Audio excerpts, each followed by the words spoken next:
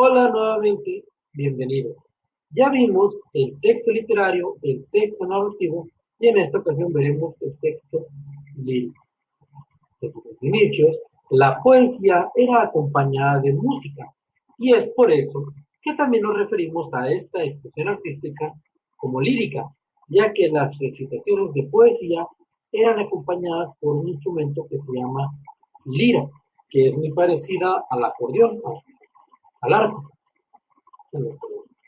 La poesía es un fenómeno estético extenso y su materialización es el texto lírico, comúnmente conocido como poema. En ellos, el lenguaje se aparta del uso habitual que nosotros hacemos de la lengua. La poesía se caracteriza por ser un proceso de sensibilización del autor y del lector. Es decir, el autor puede manifestar sentimientos que pueden producir efectos en el lector. Es más fuerte en este que en este texto. La diferencia fundamental entre poema y poesía es que el poema es en singular y la poesía es en plural. La poesía puede tratar cualquier tema, pero lo hará siempre jugando con el lenguaje, con su sonido y con el sentido de las palabras. Y es por ello que la poesía es para un intelecto un poco más avesado que los textos, porque mientras que en el literario y en el narrativo nos muestran acciones que podemos entender si le prestamos atención a la lectura, o sea, a lo que estamos leyendo, porque a veces nos pueden decir de una manera explícita o implícita, pero más que de lo explícito, en la poesía, el juego de palabras, el juego del lenguaje, requiere que conozcamos a fondo las distintas significancias de una sola palabra, para que le podamos entender o que nos logre suscitar un sentimiento más allá de la pura lectura. Por ello, muchas veces cuando ustedes leen algún poema, no le pueden entender porque está tratando de entender de una manera literal a lo que está escrito. Y en la poesía nada es literal, todo es figurado, todo es metafórico. Más adelante vamos a ver lo que es la metáfora, pero todo es figurado, todo tiene más de un solo significado. Entonces, por ello, a la hora de lanzarnos a leer un poema, debemos tener en claro eso, que el autor no es literal lo que escribe ahí. Nos va a hablar de patos, naranjas, árboles, pero no son árboles, patos ni naranjas, son una forma figurada de referirnos a otras cosas. Lo van a ver a la hora de hacer los ejercicios relacionados con este video, cómo se puede jugar con el lenguaje. La estructura de los elementos configurados en el poema son realmente el verso, que es la unidad melódica mínima de un poema sujeta a leyes de métrica, ritmo y rima. Y luego tenemos la estrofa, que es una agrupación de versos en un poema. Un verso en un poema es la primera línea que vamos a ver. Cuando empezamos a leer un poema, la primera línea, el primer renglón, ese es un verso. El siguiente renglón es otro verso y así. La estrofa es un conjunto de 3, 4 versos, o sea, 3, 4 líneas. Un parrafito, esa es una estrofa en un poema. El ritmo de un poema se da basándose en la regulación de los acentos. En los versos hay sílabas con una mayor intensidad en la voz. Este ritmo poético es parecido al ritmo de la música. Por lo tanto, en los versos existen sílabas que tienen una mayor intensidad que otras. Y esas son las sílabas tónicas. Y luego tenemos la métrica. La métrica o medida tiene como objeto determinar el número de sílabas que consta el verso.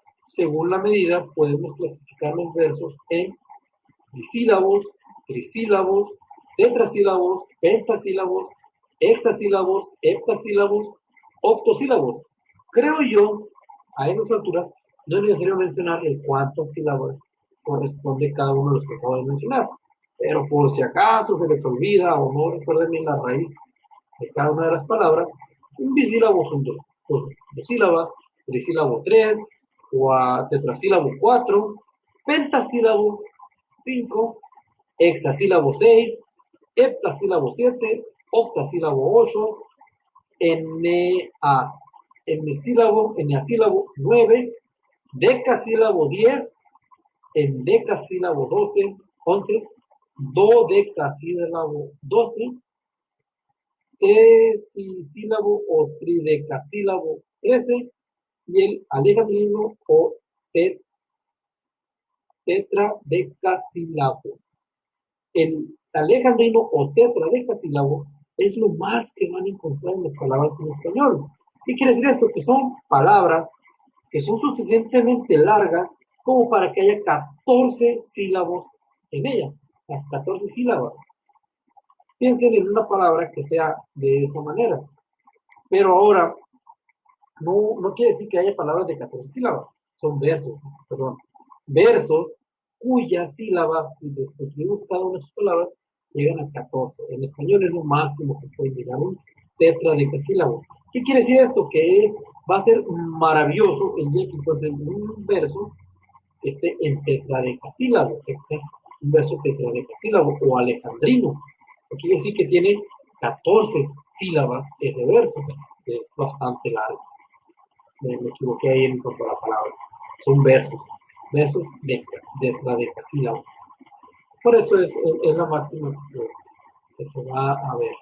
Y luego tenemos la rima, que es la igualdad o semejanza de sonidos finales entre dos o más versos, a partir de la última vocal acentuada, y existen tres tipos de rima, y son las siguientes. Primero tenemos la rima consonante, que son dos versos que tienen rima consonante, cuando sus palabras finales tienen iguales todas las letras o sonidos, contando desde la última vocal acentuada. O sea, canción, relación, o sea, y luego tenemos la rima asonante. Dos versos tienen rima asonante cuando sus palabras finales tienen solamente las vocales a partir de la última vocal acentuada. Y luego tenemos la rima libre o blanca, cuando los versos no poseen ninguna concordancia en sus terminaciones, entonces la poema tiene rima libre. Y ojo aquí, no porque no tengan la misma terminación fonética en la rima blanca, no quiere decir eso que no lleven cierto ritmo, que no lleven cierta cadencia las palabras que se van presentando. Pues sí es, no creo que en la rima blanca es así, que voy a juntar una limetría de palabras, y ya es un verso, ya es una poesía, ya es un poema, no. Tiene que tener cierta cadencia, tiene que tener cierta concordancia, consonancia las palabras, no nomás son palabras como tal. La poesía obedece además a una estructura interna, es decir, la temática del texto que podemos analizarla por medio de los recursos retóricos usados por el autor. Algunos de estos recursos, y solamente algunos, no voy a mencionar todos, son la metáfora que mencionaba al principio, que consiste en trasladar el sentido normal de las palabras a otro figurado en base a una comparación básica. Entonces, ya no le decimos al recurso, wow, todos ustedes entienden lo que es jalarle el cuello al ganso. No quiere decir que estoy ahorcando un ganso, me refiero a una acción muy específica que a lo mejor solamente los hombres van a entender y una que otra mujer avesada en terminología masculina. Pero no quiere decir que voy a agarrar un ganso y lo voy a desplumar. Estoy refiriendo a otra acción. Entonces, esa es una metáfora. Luego tenemos la elipsis, que consiste en suprimir un elemento de la frase. Y luego tenemos la hipérbole, que consiste en aumentar o disminuir excesivamente aquello de lo que se habla. Y les menciono estas tres porque son las más recurridas en la poesía normal o básica. Hay muchas más. Si gustan, pueden, yo los convino a que entren a internet y busquen todas las figuras retóricas que existen dentro del lenguaje español.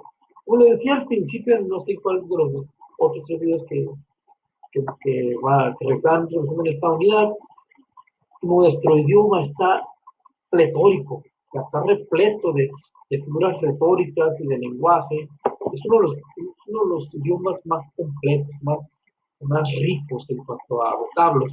Entonces, las figuras retóricas son muchas y su uso es muy variado.